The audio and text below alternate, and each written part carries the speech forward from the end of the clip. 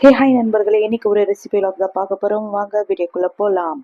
இன்னைக்கு எண்ணெய் கத்திரிக்காய் தான் செய்ய போகிறேன். அதுக்காக கத்திரிக்காய் இந்த மாதிரி நீள் வாக்கில் கட் பண்ணி தண்ணியில் போட்டு வச்சுட்டு எண்ணெய் கருப்பு படிக்கூடாதுன்னு சொல்லி அதுக்கப்புறமா ஒரு 7 தக்காளி, 2 வெங்காயம், 1/2 ஸ்பூன் சீரகம், 1/4 ஸ்பூன் வெந்தயம் போட்டு நல்லா ஃபைன் பேஸ்ட்டாக அரைச்சி எடுத்து வச்சுக்கோங்க. அதுக்கப்புறமா 2 வெங்காயம் நல்லா கட் பண்ணி வச்சுக்கோங்க. ஒரு முழு பூண்டு உரிச்சு வச்சுருங்க. ஒரு கடாயில் எண்ணெய் சூடானதுக்கப்புறமா கடுகு, உளுந்து, சீரகம், வெந்தயம் போட்டு தாளிச்சிடுங்க. என்கிட்ட கருவேப்பிலை இல்லை, ஸோ நான் கருவேப்பிலை போடல, நீங்கள் போட்டுக்கோங்க. அதுக்கப்புறம் பூண்டு போட்டுக்குங்க. பூண்டு போட்டதுக்கப்புறம் வெங்காயம் போட்டு நல்லா வதக்குங்க. வதங்கினதுக்கப்புறமா கொஞ்சமாக பெருங்காயம் போட்டு நல்லா வதக்குங்க. அதுக்கப்புறமா இன்னொரு பேனில் கொஞ்சம் எண்ணெயை போட்டு கத்திரிக்காய் கொஞ்சம் உப்பு போட்டு நல்லா வதங்குங்க. அது நல்லா வதங்கினதுக்கப்புறமா நம்ம என்ன பண்ணலாம், வெங்காயம் வதங்கிச்சு. அதுக்கப்புறமா நம்ம அரைச்சி வச்ச தக்காளி பேஸ்ட் எடுத்து போட்டு நல்லா பச்சை வாசனை போகிற வரைக்கும் நல்லா வதக்கலாம்.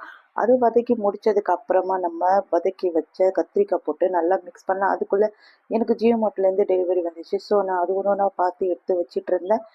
என்னோட கத்திரிக்காயும் ரெடி ஆக போகுது. ஸோ அதனால நம்ம வதக்கி வச்ச கத்திரிக்காய் எடுத்து அதில் போட்டு மிக்ஸ் பண்ணிடலாம். அதுக்கப்புறமா அதுக்கு தேவையான ஸ்பைசஸ் தனியாத்தூள், மிளகாய்த்தூள், மஞ்சத்தூள், அதுக்கப்புறமா குழம்பு மிளகாய்த்தூள் போட்டு நல்லா பச்சை வாசனை போகிற வரைக்கும் வதக்குங்க. அதுக்கப்புறமா நம்ம புளி கரைசலை போட்டு எடுத்துடலாம். 2 கரைசல் போட்டேன் நான்.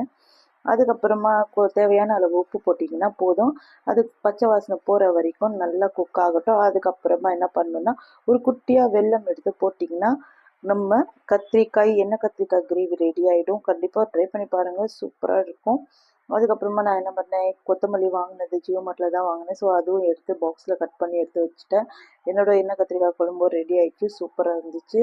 நீங்களும் ட்ரை பண்ணி பாருங்கள்.